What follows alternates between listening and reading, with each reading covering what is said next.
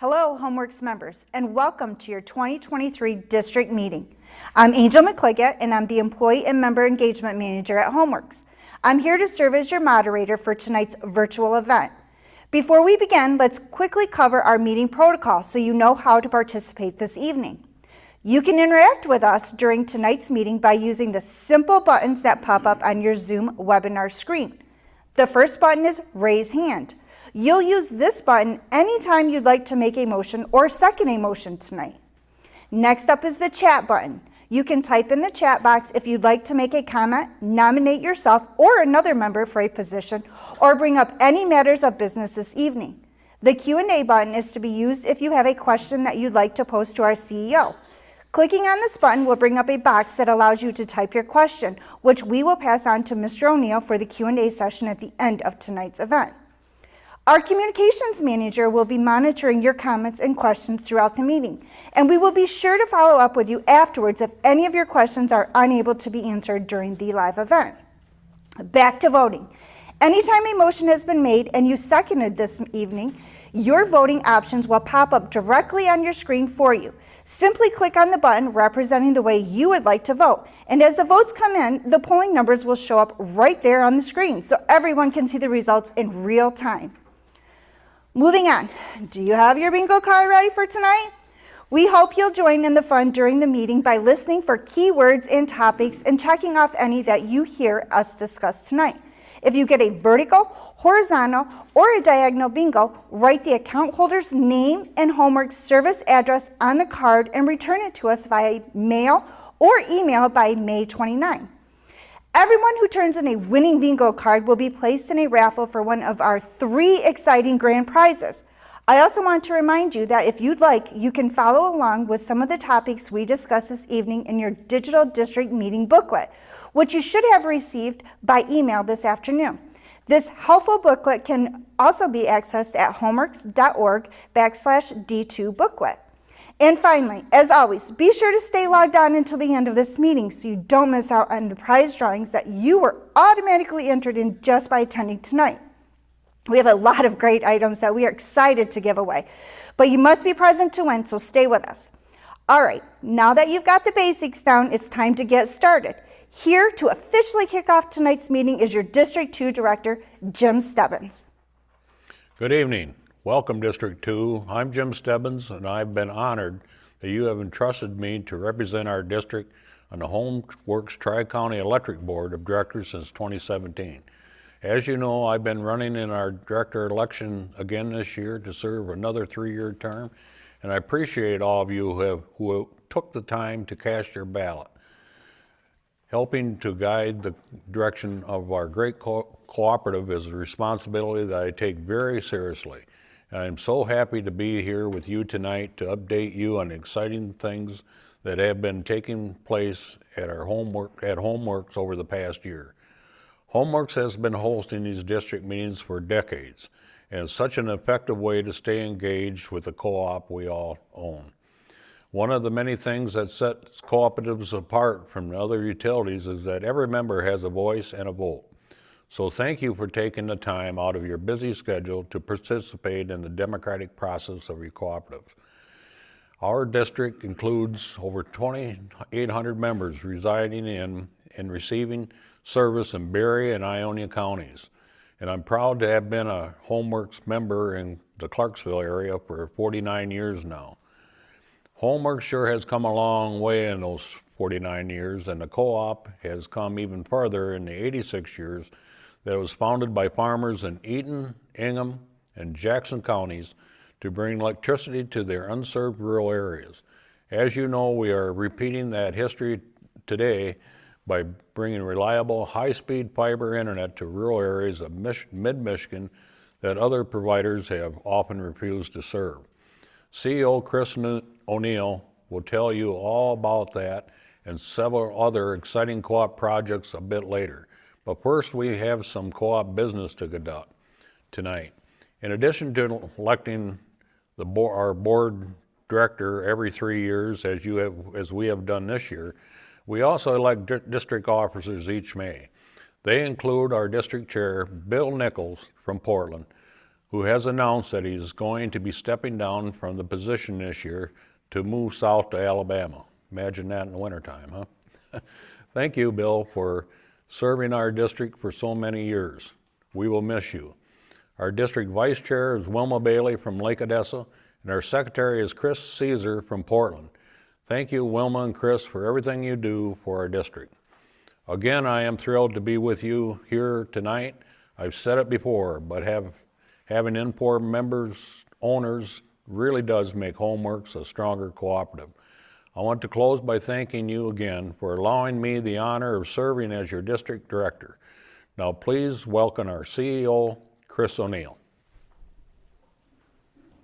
Thank you, Director Stebbins. District 2 members, welcome to your 2023 live-streamed district meeting. I'm Chris O'Neill. Many of you know me as I've served in several different capacities on the Homeworks team for over 20 years. I took over as CEO in 2020, and I want to echo Director Stebbins in saying that it is my great privilege and honor to serve you. I'm so happy to have you here with us tonight. The democratic process is one of the founding principles that sets co-ops apart from other types of utilities, and Homeworks depends on members like you who are willing to be involved and informed.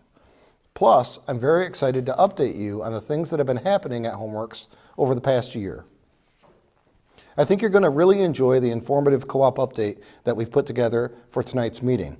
We'll hit on several timely topics tonight and include our brief business meeting this evening. First, though, I want to quickly highlight another thing that really sets co-ops apart, which is our concern for community or community outreach. We try to do all that we can to make a positive impact for the people who live within our service footprint, especially those who are in need. One of the most important ways we try to fulfill that goal here at Homeworks is through our Tri-County People Fund. Our People Fund has granted over $2.6 million to families and organizations throughout our service territory since 1993. Recent People Fund grants supporting your neighbors in need in this area include contributions to the Ionia County Great Start Collaborative and to the Ionia Ministerial Association. Our People Fund is made possible by those of you who voluntarily round up your monthly electric bill to the nearest dollar as part of Operation Roundup, and we want to sincerely thank you. Our People Fund board of 7 volunteers, one from each of our districts, works very hard to make sure each grant request is considered with care. Here in District 2, your People Fund Director is Board Chairman Jerry Sapina. We certainly want to thank Jerry and his fellow board members for all the time and compassion they put into this worthy cause. In addition to the People Fund, we have a couple other community programs that help make a big difference locally as well. This year, we made Touchstone Energy classroom technology grants to several local classrooms, including a grant here in District 2 to Fuller Street Elementary School in Nashville to purchase interactive math games to help young students learn. We also awarded $1,000 Touchstone Energy College scholarships to 12 very deserving high school students whose households are served by our electric lines to help them further their education. We love the opportunities to support our students and local teachers.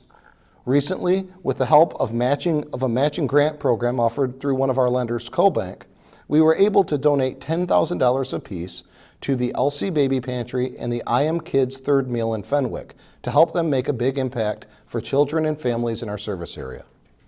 We try to support local families and organizations as often as we can because as a co-op, we're committed to enhancing the quality of life in the communities that we serve. There's a reason for that.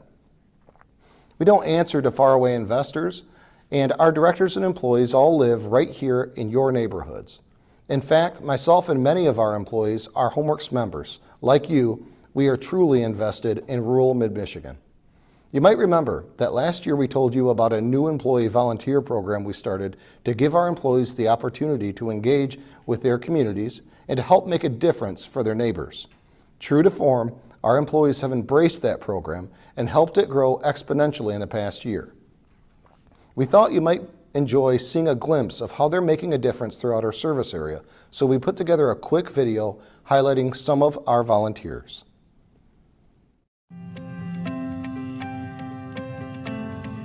Our community outreach program was implemented as a way for our Homeworks employees to engage within our local communities through volunteer work.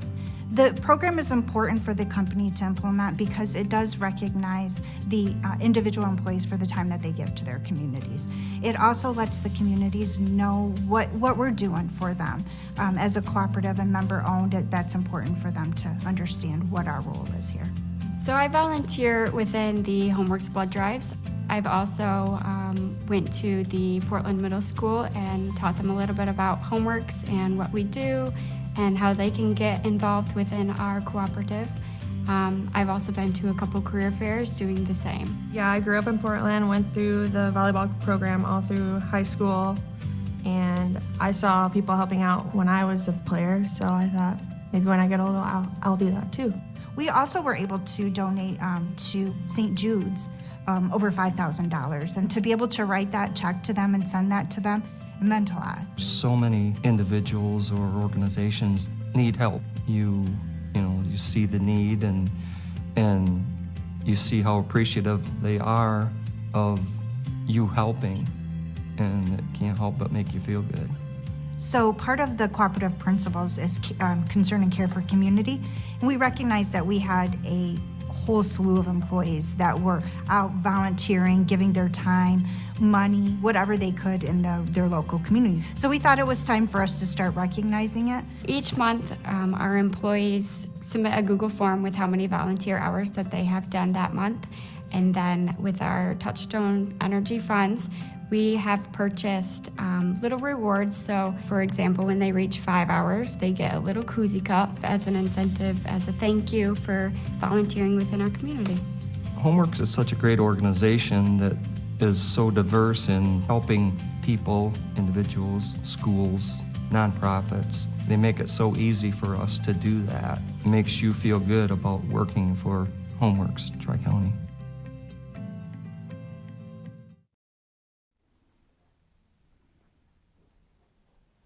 The Homeworks board, staff, and you, our members, truly do care for the communities we serve.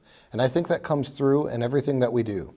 Thank you for embodying the cooperative spirit and helping us make a difference year in and year out. Another way we embrace the cooperative spirit is through our legislative advocacy on your behalf. We've hosted several of our Michigan state senators and representatives at our facilities over the past year, and I have visited with many others in Lansing to foster relationships and advocate for rural co-op members.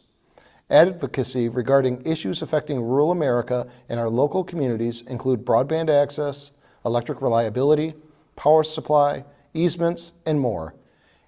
Is it an important aspect of being an electric co-op, and you can be sure that we'll always maintain our commitment to using our voice to speak for you. All right. Just one more quick update before we start your business meeting. You told us that overwhelmingly you prefer the virtual format for district meetings, and we're happy to oblige with these webinars. However, we still want to have an opportunity to engage with you in person. So we've developed a new event called Homeworks Park Parties, which will kick off this summer. This will be a fun, informal, open house style event where you can drop by with the family, enjoy some ice cream on us, and talk to our staff directly about any co-op questions you may have. Your park party will take place the afternoon of June 8th at the Flats on Water Street in Portland. We'll send you an invitation with more details in the mail as the event nears. We hope you'll be able to join us. Our annual meeting will also be in person this year, taking place Saturday, August 19th at the Soaring Eagle Casino and Resort in Mount Pleasant. If you've opted to serve as an annual meeting delegate when you registered for this meeting, you will receive more information on that in the mail in the coming months as the meeting date gets closer.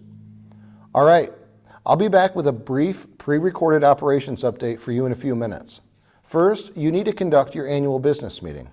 Your district chair, Bill Nichols, will now come up to conduct this portion of tonight's proceedings. Good evening, Bill. Good evening. Thank you, Chris. I'm Bill Nichols, and I have really enjoyed serving this district chair for the past several years. Homeworks Executive Assistant Michelle Hoon just informed me that we do have a quorum. We have 86 member households in attendance tonight. Thank you for taking the time and logging on. Let's start business meeting off with the Pledge of Allegiance to the flag. I pledge allegiance to the flag of the United States of America and to the republic for which it stands, one nation, under God, indivisible, with liberty and justice for all. Thank you. Now we will have the Secretary, Chris Caesar, take care of the next agenda item. Thank you, Bill. The notice of the meeting, proof of mailing, and the 2022 minutes are on pages 4 and 5 of the district meeting booklet. I'm going to make a motion that we dispense with the reading of these and accept them as presented. Bill? Thank you, Chris. Can we have a second?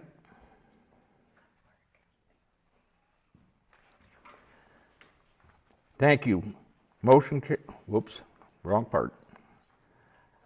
Our moderator tells me we have a motion and second and to accept the notice of meeting and proof of mailing and the minutes for the last meeting as presented. Please vote as the motion using the polling on your screen now.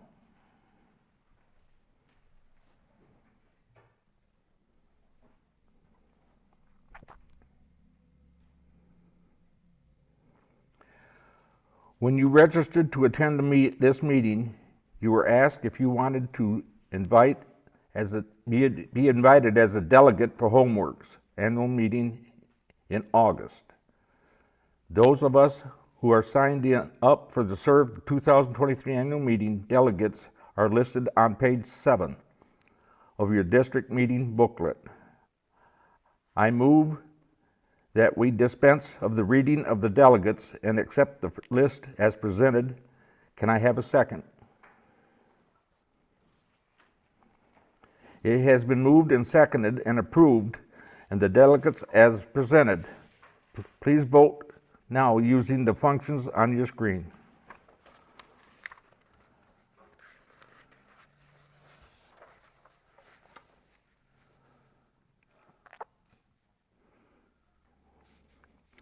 It has been moved and seconded that we approve the delegates as presented. Please vote on the functions on the screen. Motion carried. If there are any here who are not already on the list but interested in inviting as a delegate to the annual meeting this year, please contact Homeworks Executive Assistant Michelle Hoon at the email address or phone number on the screen now. Mr. O'Neill, please come forward and for the election of district officers. Thank you, Bill. First, let me remind you what your volunteer district officers do for your cooperative. The chair runs the annual membership meeting, as Bill is doing here tonight. The vice chair steps in if the chair is not available. The secretary reads the notice of mailing and calls for approval of the minutes from the previous year's meeting, as Chris did this evening. Every 3 years, the officers also serve as the nominating committee when your district's board seat comes up for election. That was their job this last year. Your district chair is Bill Nichols. Bill has indicated that he is going to be stepping down this year. Thank you, Bill, for your years of service to our cooperative. Your district vice chair, Wilma Bailey of Lake Odessa, has indicated that she would be willing to fill the chair position if elected. Is there a nomination to nominate Wilma Bailey for district chair? We have a motion. Is there a second? We do have a second for the nomination of Wilma Bailey. During the registration process for tonight's meeting, Nathan Smith of Portland also expressed interest in running for the chair position. Is there a motion to nominate Nathan Smith for district chair? We have a motion. Do we have a second? There is a motion and a second to nominate Nathan Smith. Are there any other nominations from the floor for the chair position?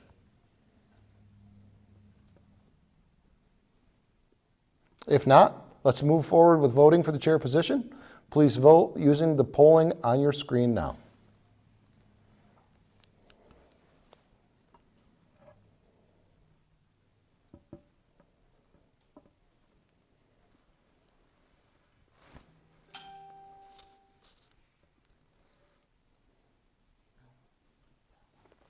Thank you. Wilma Bailey has been elected as your chairperson. Thank you to all the candidates. Thank you, Mr. O'Neill.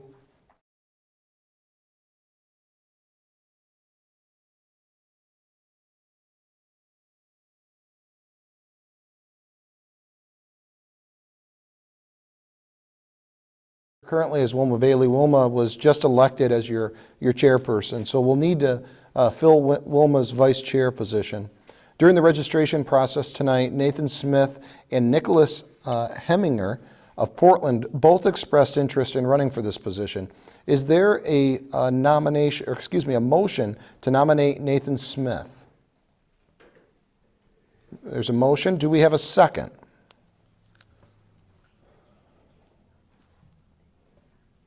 It has been moved and seconded to nominate Nathan Smith. Is there a motion to nominate Nicholas Heminger of Portland?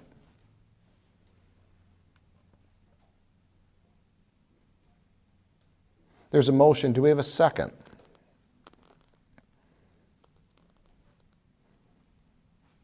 It has been moved and seconded. Are there any other nominations from the floor for district vice chair?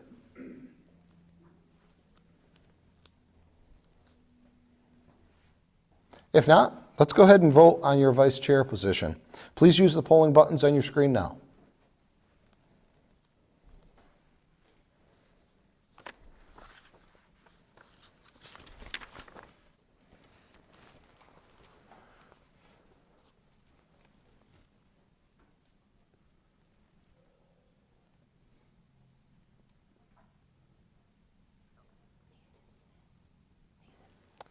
Nathan Smith, thank you, has been elected as your district vice chair. Thank you to both candidates for running. Your district secretary is Chris Caesar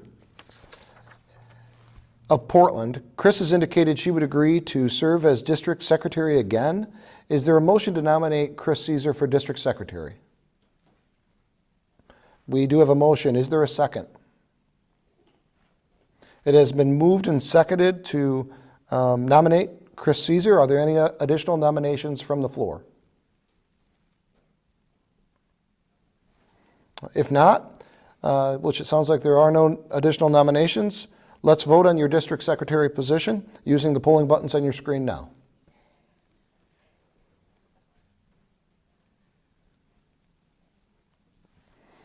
Thank you. Chris Caesar has been re-elected as your secretary. Congratulations to all of our officers. Now I'll turn it back over to Bill. Thank you, Mr. O'Neill. Is there any other business to come before the district?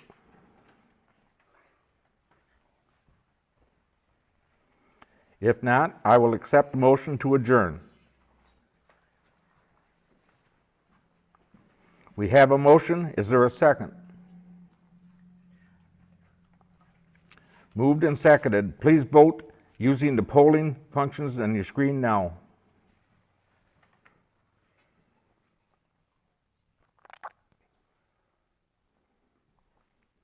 Thank you. Motion carried. We are adjourned. Now I'll hand over to our cooperative counsel, Dan Templin, for the election report. Welcome, Dan. Good evening, Bill.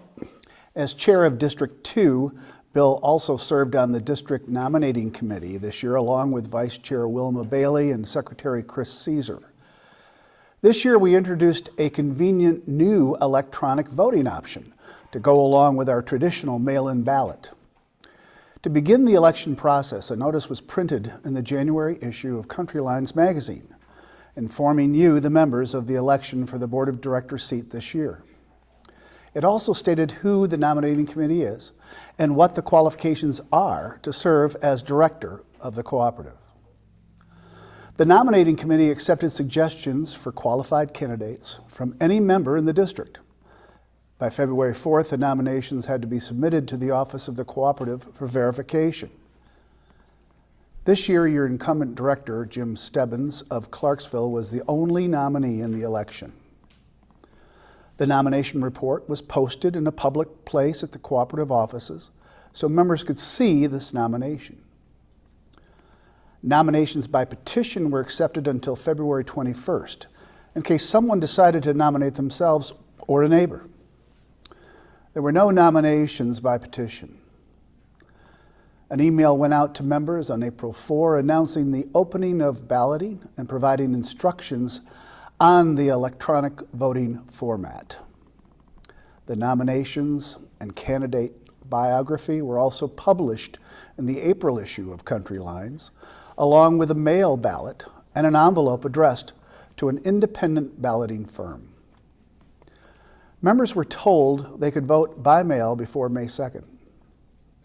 Tonight, we have a sealed envelope with the mail balloting results provided by an independent balloting firm, and I will now announce the election results. Drum roll, please.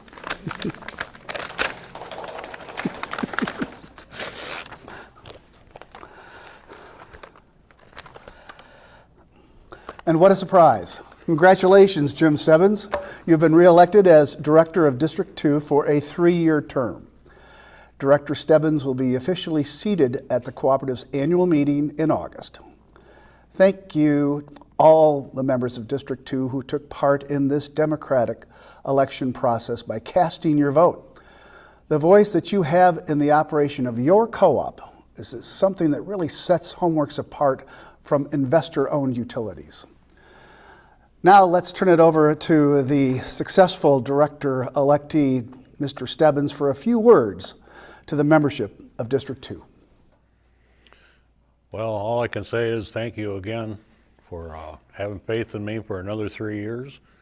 And like I did when I first came on, I'll give it everything I got to do the best of my ability. So thank you again. Thank you, Jim, and congratulations. And thank you to all of our district officers and all members who voted in our director election and in the business meeting tonight. Now we'll move on to the co-op update portion of our meeting. CEO Chris O'Neill has pre-recorded an informative update for you, and at the conclusion of the briefing, Chris will be back up here live in person to answer your questions.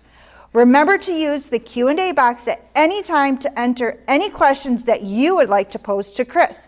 Now sit back and enjoy Chris's co-op update.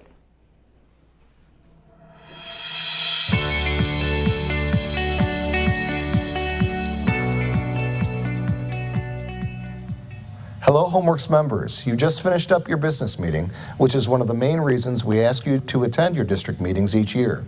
You're not just a customer of HomeWorks Tri-County Electric, you're a member and an owner of the co-op. So it's crucial that you have the opportunity to participate and engage in the democratic process. Another important reason we invite you to your district meetings is to provide you with a look behind the scenes at your co-op's operations and the projects we've undertaken on your behalf over the past year. There's a lot to touch on here, so let's get started. First off, you probably noticed that I'm coming to you today from the truck garage in our Portland office. I'm out here because this is one of the areas that represents the heart of what we do, which is to hit the road running every day to provide you with reliable services that enhance your quality of life. Between our two offices in Portland and Blanchard, we have 106 employees, and I can tell you with no hesitation that every one of them is committed to going above and beyond the call of duty to serve you. Did you know that the electric operations employees who drive these trucks out of this garage every day helped provide you with power that is 99.95% reliable last year? As a member-owner co-op, that doesn't have to answer to investors or meet any arbitrary profit margins.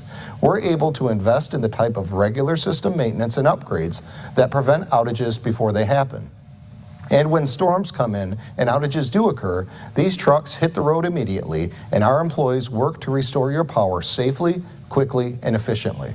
In fact, we recently received our 2023 Michigan Public Service Commission Standards Report, which measures our performance in areas like how quickly we restore your outages, answer your calls, and more.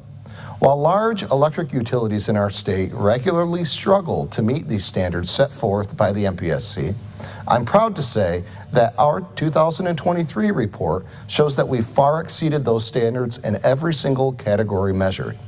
So if you've noticed sometimes that your lights are on when your neighbors who are serviced by other electric providers still might be in the dark, there's a reason for that reliability. It's the investment we've made in our system and the hard work of our skilled employees who are dedicated to providing you with power you can rely on. Now, it's no surprise that the cost of providing you with electric reliability continues to steadily increase. As a not-for-profit co-op, our electric rates are based solely on the cost of providing you service and nothing more. Unfortunately, the cost of day-to-day operations to run your co-op and the pricing for the equipment, materials, and contractors needed to maintain our electric system have risen exponentially over the past couple years. Because of those increased costs, along with sustained volatility in the power supply market, it is likely that we will be asking our board of directors to consider a rate increase at our July board meeting, which, if approved, would take effect in October of this year. Of course, we will inform you of the details of any rate adjustments before it hits your bill, and I assure you that we will work to keep any increase as minimal as possible to adequately cover our cost and support the financial stability of the co-op we all own. My goal as your CEO is to always be transparent with you, so I wanted to let you know what is likely on the horizon. We've provided a detailed financial report on pages 8 and 9 and 12 and 13 of your district meeting booklet, where you'll see that the co-op continues to experience very slow growth with a net of 248 new active meters in 2022. 2022 energy sales were also up very slightly, with a 1% in kilowatt-hour sales over 2021. You're probably aware that part of being a co-op member means that anytime we have operating margins, that money gets allocated back to you, the members, as capital credits based on your share of electricity purchases during the year. That allocation of margins helps to make up the equity in the co-op. You can see your specific allocation amount noted on your May electric bill. So far, we have returned over $24 million in member equity to you and your neighbors. In March, your board voted to delay the consideration of capital credit retirements until the fourth quarter of this year, when they will review the financial status of the co-op and determine if a retirement is viable at that time. As always, we will keep you updated on the status of any capital credit retirement through our Country Lines magazine and direct mail communications. I mentioned earlier the volatility of the power supply market as a factor in your energy costs. Recently, I sat down with Zach Anderson, Chief Operating Officer of our power supplier, Wolverine Power Cooperative, to talk about the reasons behind that volatility, along with several other very important issues affecting power supply and the electric grid reliability. I want to share our conversation with you now. I think you'll find it very informative. Hi, Zach. Thanks for sitting down with me today and being willing to discuss the important issue of power supply. It's an issue that I've spoke with many members on, and they have a lot of concerns about power supply and the state of the current grid. So let's get right to it. Zach, electric reliability is a hot button issue currently, and Wolverine does an incredible job on behalf of Homeworks and all of its members in securing enough electric supply during peak demand for our members. With that being said, can you please explain to our members how we could still be facing electricity shortages and talking about rolling blackouts while we're talking about having enough supply? Yeah, it's such a fantastic question, and it's an important issue for our members to understand what's going on out there. And so, to be very clear, Wolverine, on behalf of our members as the generation and transmission co-op that supplies you your power supply, we are an exporter. All seasons, spring, fall, winter, summer, we have enough generation, and in fact a little bit more, meaning we export when demand is highest. The blessing and the curse of the grid, though, is we're all in this big pool together. And so if others, as is increasingly the case, do not have enough generation to meet their maximum demand, we all end up having to sacrifice. And the most painful bit of that sacrifice is literally being forced to have the lights go out with what are known as rolling blackouts. The way that we talk about it, and I think is easiest for people to visualize what's going on is we're being forced to play a really dangerous game of Jenga. And when I say that, I don't mean to say we're playing a game. This is real life and economic risk. So that's why it's a dangerous game of Jenga. But if you think about it and visualize it this way, if you have a solid Jenga tower at the start of the game and all the blocks are in place, that's really, really strong. And that's where our grid has been for its 100+ years in its history. But now we're being systematically forced to go through a transition that has us pulling out key components of those Jenga blocks, and the tower is becoming less and less stable. So as we retire more and more generation and we can't replace it fast enough, and we're not replacing it with the same resources, meaning weather dependent and intermittent resources like renewables, those are trying to come on too quickly as we pull out those Jenga blocks, and we risk that tower becoming more and more unstable. And unfortunately, that has very serious consequences for all of us. Absolutely. That provides some wonderful clarity, Zach. For our members who are concerned, can you tell them what the process would be if MISO said that we needed to institute rolling blackouts in order to save the grid? Yeah, unfortunately, this is something that we have to plan for. On the plus side is we do have a plan. And so if we are asked to shed load, everyone's being asked to shed load. They don't pick on just rural cooperatives. It's everybody needs to do their fair share to cut back. And so from a practical standpoint, it's a phone call that comes to our Energy Control Center at Wolverine, and then we implement our plan, and we don't know how long it will last, but what we try to do is spread that pain around for the shortest amount of time possible so that one member or one substation in our world isn't bearing the brunt of that pain and that penalty in that situation. And that's where the term rolling blackouts comes You're from. rolling them around. Absolutely. Let's transition to another but similar related topic here.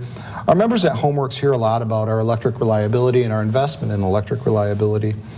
We provide them with power that is 99.95% reliable, which I think is outstanding. Can you break down for our members how we can be talking about one kind of superior reliability on one hand, but then warning them about the electric grid and other issues on the other? Can you delineate that for us? Yeah. And I think of it in three key buckets. So you touched on this, Chris. Homeworks and Wolverine have been doing a lot of investment in our systems. So those are the power lines and the substations that serve our members. And so that's one bit of reliability, system reliability. Sure. And that's really strong, almost 100% reliable. Yeah. The next bit of reliability is generation reliability. This is another area where I'm proud to say that Wolverine is a leader in the region in how reliable the power plants that we own and operate on our members' behalf perform under all scenarios. We are far and away better than anyone else at operating our power plants, and that pays off that when they're needed, they will run to support our members, and that's key. So system reliability, generation reliability are the first two. The third is, as we've been talking about, is grid reliability. So we can do what we need to do on our system, we can do what we need to do from a generation standpoint, but then we have to recognize that we're all connected, and that grid reliability is where the challenge lies, and that's outside of our control. So the thing that we're really focused on is communicating on this message and being practical that we want to be leaders in renewables. We want to be leaders in providing affordable power supply, but in doing that, everyone else has to be pulling in the same direction so that we provide highly reliable power from a grid reliability standpoint. So you've got system reliability, generation reliability, and then grid reliability, where we're all in it together. And we need to be an advocate for good grid policy. Very good. Thank you for that. That was a very detailed explanation on a fairly complex issue, so I appreciate that. Next question here, Zach. Wolverine is a state leader in renewable power, and yet, as we've been talking about, we know we need to advocate for a responsible energy transition to renewables, sort of balancing both cost and reliability metrics along the way.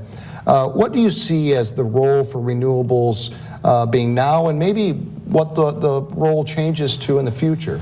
Yeah, so as leaders in renewables, we were the first utility in the state to have a commercial scale wind farm. Co-ops were amongst the first to have community solar programs. We have been leaders in renewables and receive almost 20% of our total energy needs are met by renewables today. And we have an additional 40% of our portfolio that is carbon free. So 60% of the energy supply that we get today is carbon free. And we believe in it, and our members believe in it, and they support it, even if it costs a little bit more. It's been something that we're proud to be leaders in, and will continue to lead into the future in adding more and more renewables to our long-term power supply mix. But we have to also recognize we need to do that while being responsible and keeping the lights on 24/7, 365, because if we don't, it has real economic, and unfortunately, it can be life-threatening for cold weather events like we have in Michigan. It can be so cold that it can be deadly for people. And so we take these things very seriously, thinking long-term to be as decarbonized as possible while keeping the lights on 24/7, 365.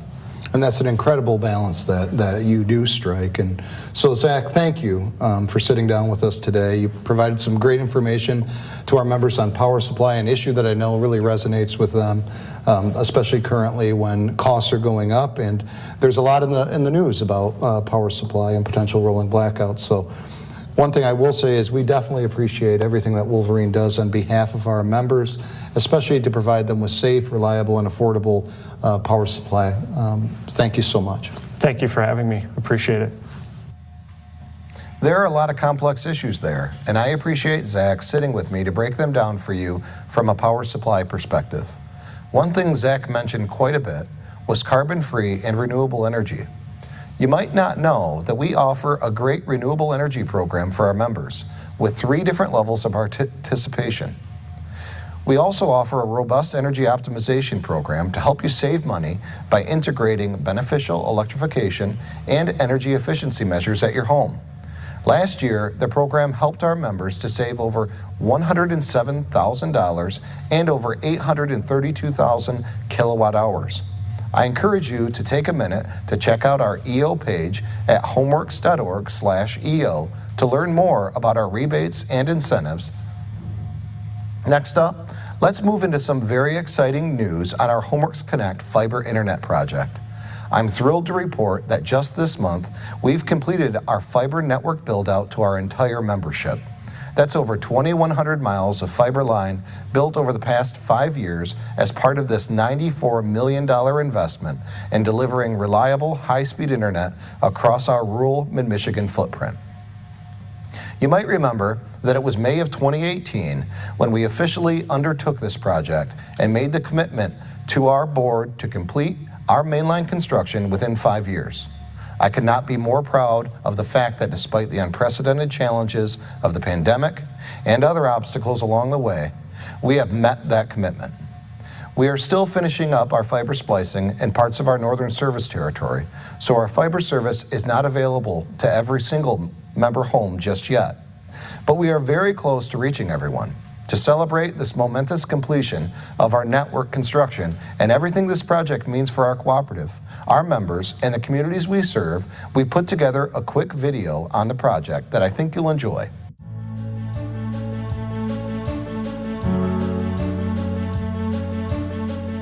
Everybody here has been affected by this fiber build. And the difference between this and all the other business ventures I've been involved in is it actually involved the entire organization. For bringing broadband out into the rural areas, it brings that same passion back to the organization. You see people being re-energized because we're doing something that's everybody wants. We first talked about it at the district meetings, and the membership was in favor of us going out and borrowing the money and doing the broadband business. At that point there, we had taken information from the senior management that had done the investigations on what it would take and how much money we would have to borrow and what type of timeline we would have. And that's where it started just about 5 years ago. Who would have thought that in 2018, when we started this, considering a 5-year journey to build out fiber to all of our customers, that we would have COVID. We still managed to catch back up again, and we're actually going to finish the project, well, by the way I look at it, about 4 months early. Those were quite trying times, but we just kept persevering. Everybody on the staff, everybody in the building, all of our employees and stuff just have worked their butt off to get this thing done. We all know as board members who did the work, and that was the employees here at HomeWorks. I feel really proud to be a part of the fiber team because it is such an exciting, seemingly life-changing service that we offer. So it is great to know that I'm a part of something bigger than myself. People don't realize how much of business takes place over the internet today, how important it is for business to have a high-speed internet. You know what, as a business owner, having fiber internet, it takes away a lot of the uncertainty. We would have a lot of problems losing our phones. We would have a lot of problem losing credit card authorizations. When you have unreliable internet, it affects everything from day-to-day operations. The members are very appreciative of the service. Many of them say it's the best service that they've ever had. Super easy to get in contact with someone at the office, where a lot of other companies, you get someone from a different country, like we're in your backyard. I work for companies that are all around the world. You know, these are software companies that have offices everywhere. When I am in a Teams meeting or something online, they always ask me about my internet because it just never drops. It just seems so crisp. And I said, you know what? I live in the middle of nowhere and I have the fastest internet in any place in the world that I've ever lived. Nothing has been as fast as the internet that I have in Portland, Michigan. Anybody that has the possibility of using our broadband should really do it, because I've been in business for 40 years myself, and this is a very well-run company that runs almost like a family business where people really care about our members. I believe they will go beyond what is called from them to do the job. That gives you chills. The project has made our electric system more reliable than ever, provided economic growth opportunities for the co-op that will benefit every member, and delivered life-changing broadband access to our rural service territory. Over 9,000 HomeWorks members and counting are subscribed to HomeWorks Connect, and we continue to hear very positive feedback about the unmatched speeds and reliability. And now, with the completion of our build-out to our membership, we're beginning to embrace the opportunity to expand our network to neighboring non-member areas as well. For example, you might have seen our recent announcement about our exciting partnership with the City of Portland to bring our fiber internet service to city residents and businesses. Partnerships like this one help us to continue our mission to improve the quality of life in our local communities with reliable broadband access, while also providing economic benefits to our co-op and our entire membership. So we're excited to pursue these new opportunities. If you're not a HomeWorks Connect customer yet, and you're looking to upgrade your home internet or phone service, please give our fiber team a call or visit join.homeworksconnect.org. We'd love to connect with you. Moving on, another great service we offer at your co-op is Tri-County Propane. For over 24 years, our crews have done an exceptional job of delivering great value to customers in our area with highly dependable propane at competitive prices, even in the midst of a very volatile fuel market of late. This year, our propane team has worked very hard to integrate a new software that is improving our delivery efficiencies and helping us provide even better service to our customers in the field. In the office, too, our experienced and highly trained propane customer service team continues to work to provide an incredible level of service beyond compare. With great options like 24-hour service, a budget plan, autofill and metered service, and outstanding reliability, I'm very proud of the exceptional service Tri-County Propane continues to deliver each year. So that was a quick look at the past year for your co-op. As you can see, we've been busy, and it's been another productive year of exciting growth, change, and opportunity. Our employees work very hard every day to make you their priority, and throughout the rest of this year and beyond, I can promise you that we will always maintain that commitment to you and providing you with safe, reliable, and affordable utility services that enhance your quality of life.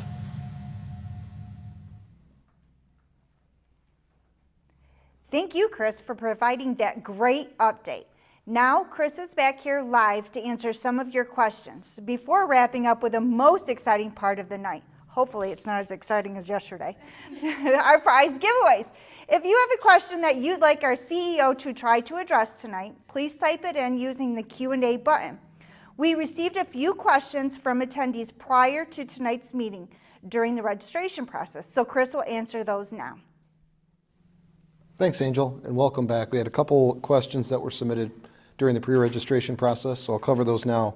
The first question is, why won't you send out a company to take out trees near your lines? And so it's a good question. We actually have a rotation of tree clearing on our circuits that began at every 7 years. We've actually whittled that down through our fiber deployment to be about every 6 years currently. So we're rotating through our circuits and clearing those on that cadence.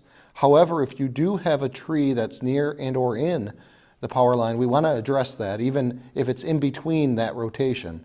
So we would like, if you have information on that, give our office a call. We have a certified arborist on staff. We'd be happy to have him evaluate your location and any specific tree in question and address that issue as timely as possible. So please give us a call on that so we can get more information. Next question here. I want to know more about rolling brownouts.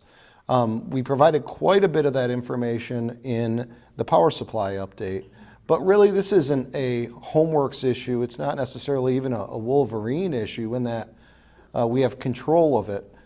To a certain extent, it's a national, a regional, and even a state issue because the grid is all interconnected. So even though HomeWorks and other owners of Wolverine have worked with Wolverine, our generation and transmission cooperative, to secure enough capacity, if demand outpaces supply regionally in the MISO, the independent system operator footprint, we would still need to shed load and do our part. And so that's the general message that we have right now. It's not a great message, but it's one that we're working with regulators and legislators to try and solve as diligently as possible. Next question here is sort of along the same lines. This one came in actually during the program tonight.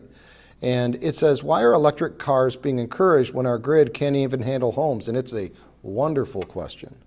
When you take this question in a vacuum of just the co-op itself, HomeWorks Tri-County and Wolverine, our generation and transmission power supplier, can certainly handle additional demand. What the greater issue is that if electric vehicles, which add about 1/3 of demand to an individual home, if they were to all be adopted uniformly across the MISO footprint and even within the state of Michigan, that would indeed contribute to the demand supply issue that we're currently experiencing. Right now, it's about 5 to 10 years to bring on new generation. And so we're very interested in working with legislators and regulators to make a responsible energy transition and make a responsible transition within the transportation industry so that we're balancing reliability and affordability with the goal of decarbonization. So it's a really good question, and to be honest, it's a balancing act because the math is very sensitive when looking at demand and supply in the MISO footprint and specifically in the state of Michigan. So I think I've exhausted the questions. There was one property damage question that I'd like to address individually tomorrow, and we'll go ahead and follow up on that. But now it's time to move on to the most exciting part of tonight, which is our prize giveaway. So I'm going to turn it back over to Angel to go ahead and announce those winners. Angel? Hi, I'm here with Michelle Hoon, the executive assistant today. Thanks, Angel. We have randomly selected the prize winners for tonight from the list of people who are in attendance this evening. So we're going to get started. First thing we're going to give away this evening is going to be our Shark vacuum robot. Here we go. All right. And that winner is Lola Callahan. Congratulations. That's our favorite. Mm-hmm. The next thing we're going to give away this evening is this smart clock and charging station. That looks fun. The winner of that is Dwayne Miller. Then the next item we're going to give away this evening is an Arctic 30 can cooler. You can pack lots in that. Lots of, more than 3. The winner of the cooler this evening is Jack Klum. Congratulations, Jack. Next, we have some Samsung earbuds. These are fun to use. The winner of this is Elizabeth Shorter. And next up, last night we gave away the off-brand Boise, but you guys are lucky, you get the name brand. And that winner is James Morrison.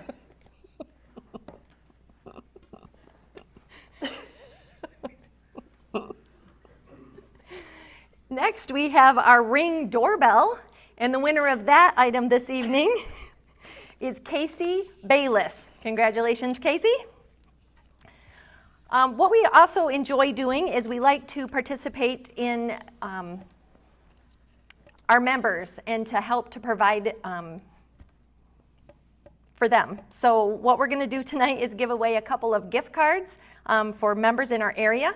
The first one is for $50 to the Wagon Wheel, who is one of our members here in Portland. And the winner of that is Eugene Pohl. And then we have $50 to Buddies on the Beach in Lake Odessa. I like that restaurant. And that goes to Brenda Barone. This year we did something different as well. We decided we're going to give away some Meijer gift cards. So we have 2 $100 Meijer gift cards. The first winner of that is for Garrett Bond. And then the second one is for Jason Williamson. And then we have a $50 to Myers, and that goes to Cynthia Russell and Diane Meredith. Then we also have some gas cards we're going to give away. That's the rock card. We have $100 for Speedway. The winner of the Speedway card for $100 is for Carolyn Adams. We also have some $50 gift cards also to Speedway. So those winners are Brian Chambers and Hillary Wilson. And then, of course, the Homeworks bill credits. The first one up is $50 goes to Gail Draper, Janice Fine, Carrie McElmurray, and Beth Black.